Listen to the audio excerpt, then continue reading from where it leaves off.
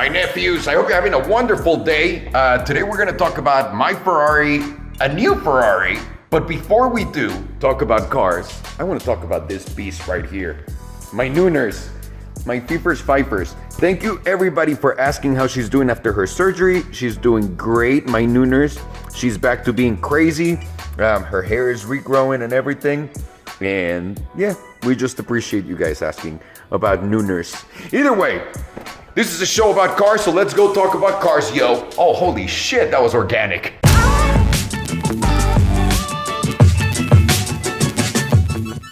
So today Ferrari dropped the brand new SF90 Stradale XX. And people are going nuts, they're a little bit split. And that's what I want to talk to you guys about. But before I talk about that, I want to talk about my SF90 because a lot of people don't understand what exactly happened with it, where is it, etc. 3 years ago, I ordered myself an SF90. I drove one. I love that platform for Ferrari. I think it's a heavier car, but the amount of power that it has kind of makes it irrelevant unless you're on twisty roads. I didn't really get a chance to drive it on super twisty roads because I don't live in Los Angeles anymore, but soon I'll be back so I can get stabbed in there. So until then, I didn't really push it on any twisty road, so I can't tell you. But as far as a regular GT, it was incredible. So I got a black on black car, yellow stitching, yellow everything, the carbon wheels, Assetto Fiorano, everything. And last summer, the car arrived. No. Was it last summer or was it this year? Wow. It was last summer. So last summer the car arrived and I figured right now, just based on what's going on with the economy and how these cars are being priced, I think this is gonna be the ceiling of that. And those cars were selling for about $900,000 to $1 million back then. Right now, they're selling for about $650,000, and probably you can find something underneath that because if they're advertising them there, there's gotta be a poor desperate soul that wants to get rid of their car. So, because I saw that coming, I was like, you know what? It's not gonna bother me making some money, and this is really horrible to admit because Ferrari will be like, no more Ferrari for Alejandro, but at the same time, there's no Ferraris for Alejandro, so I don't fucking fall into their bullshit. I know that all of these Ferrari collectors want to do whatever the brand says and whatnot, but I don't care. I pay the over. It's way better than just waiting. I appreciate the money on this one. I waited 3 years for the car, so I think I deserve it. So I'll take my win. That's why you didn't see my car. It arrived at Ferrari and instantly I had someone to pick it, and I was like, here you go, sir. And obviously did it on the down low so that no one gets mad at me, although I don't fucking care, to be honest with you. So that's what happened to my SF90. That's why you never saw it. And it was mostly because, again, can't really enjoy it here. I felt a little stupid too going to downtown Austin and showing up even on my Porsche. I can't imagine on the, let me show you my Ferrari. And everyone's like a college fucking student. That makes no sense whatsoever. But either way, that's irrelevant. That's already in the past. That already happened. I already profited. I already loved it. Thank God. And maybe, perhaps, now that I'm looking for a car, because now that I'm seeing the prices drop on the SF90, honestly, might be worth to re-explore and, you know, buy one for half of what the other one was. So let's see what happens with the prices on those. We'll also keep it as an option here, and obviously we'll get into Ferrari later. I think Ferrari and Lamborghini are doing magical things right now. They're killing it. Ferrari just now announced their brand new SF90 Stradale XX, and people will notice immediately, wait, aren't the XX just for track? And that's absolutely fucking right, guys. This is the first XX car that makes it to the streets. This is a street legal track monster, basically, from Ferrari. What exactly makes this car so special? Number one, it's lighter. As you know, like with the Pista and everything else, this gets the lighter treatment. And a lot of people, this is where they're complaining.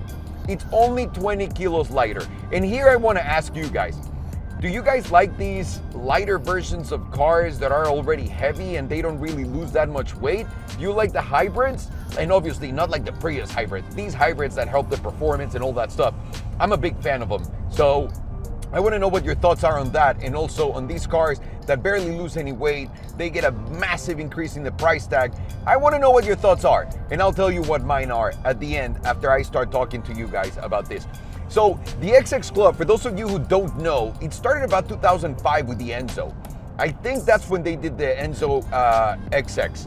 And These cars, pretty much every XX car that came out, whether it's the Enzo, the 599, the LaFerrari, etc., those cars are well over $1 million each. This is the first time Ferrari is doing one of these cars for the poor Ferrari owner, which not really. They're all completely spoken for. It's a limited order, of course, as you guys know, just like the Pistas or anything else that they make. So limited numbers, the big collectors are gonna get them, etc. And what are the specs? What are these guys getting? What are we gonna buy from these guys at an insanely priced and cost over sticker? Well, number one, you get 20 kilos lighter on that car. So you're gonna get more performance, it's gonna feel better when you drive it, but will 20 kilos really make a difference? And the 20 kilos applies to both platforms because they're doing the Spider and they're also doing the Coupe. Very a la McLaren style with their LTs, same thing they do with their Pistas. I love that they're doing the both versions.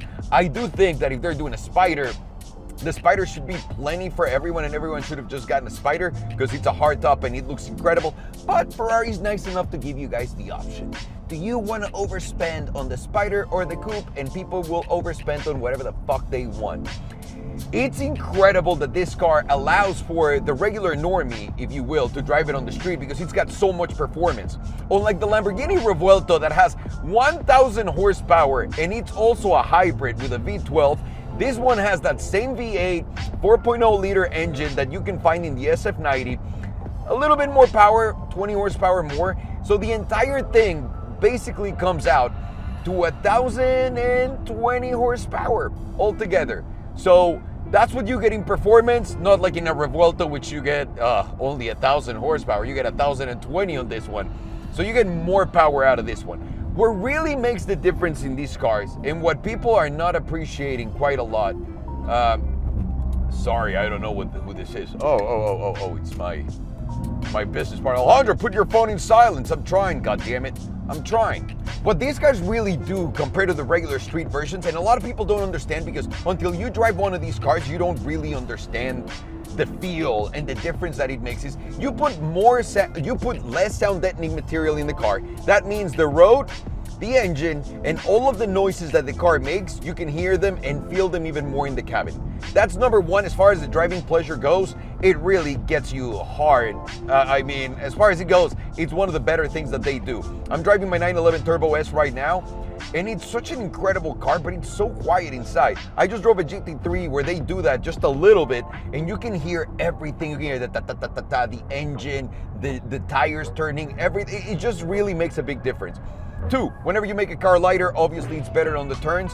3, they adjust obviously the traction control and give you different modes for driving because now you're driving something that's more track oriented instead of a regular one. So obviously the gearing, even though it's got the same 8-speed dual clutch transmission, this car is going to be more aggressive in the shifts, in the shifting, and all of that good stuff that it does. I think a lot of people are looking at the car and saying they either love it or they hate it. I'm one of those people that love it.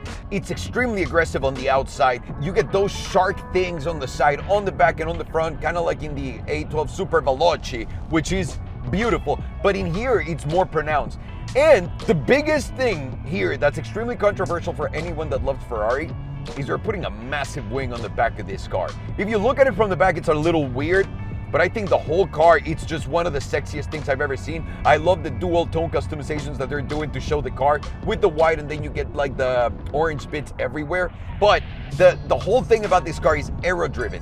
So like the Performante, like the STO, it's not a big change in power, it's not a big change in weight, but all the tiny little things that they adjust on this thing make up for an incredible difference that really comes to life once you're driving it. If you're only reading the stats online, then probably it's not gonna be worth it to you because it's hard to gauge what little tweaks can do to a car like that. And I think this is one of the most special cars in the world. I love that they're bringing the XX gang to the street, that it's under $1 million. If you're looking at price, the price for the Coupe, it's around $700,000, although it's not confirmed base. And then the price for the Spider, it's around $820,000 for the Spider, as I said, the convertible. So if you want a convertible, you're gonna spend about $120,000 more, which I don't think it's crazy. But of course, once they announce the packages and the these and the that, you're probably gonna be touching the $1 million mark, no problem with these, because now everything touches the $1 million mark. Just to wrap this up, I am a massive fan of these cars.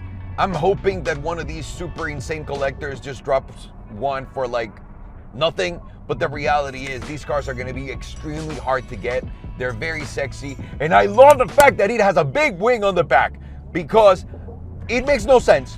Ferrari for a very long time was trying to run away from it, but seems like they ran out of runway to run away from putting a wing. Since the 2005 Enzo, which they managed not to put a wing on that car, and was the first time that we saw a hypercar from Ferrari that was wingless, and we were all very surprised. I think this car is going to make a lot of noise for years to come. What do you guys think about the SF90 XX Stradale? Please let me know in the comments. I think it's one of the sexiest things out there. It's going to be an extremely coveted car, and I really think that a lot of people are just going to not appreciate this because they're never going to get to drive one, and they really make a big difference. All right, let's let the fucking asshole in the bike pass me. Anyways, my name is Alejandro. This was Let's Talk About Cars. Yo, thank you very much for watching. And by the way, for everyone that likes the podcast and wants to be a part of the podcast, I think I figured it out. I'm going to do it after race day, whenever there's racing in Formula One. So every probably Monday, Tuesday, or Sunday, I'm not entirely sure.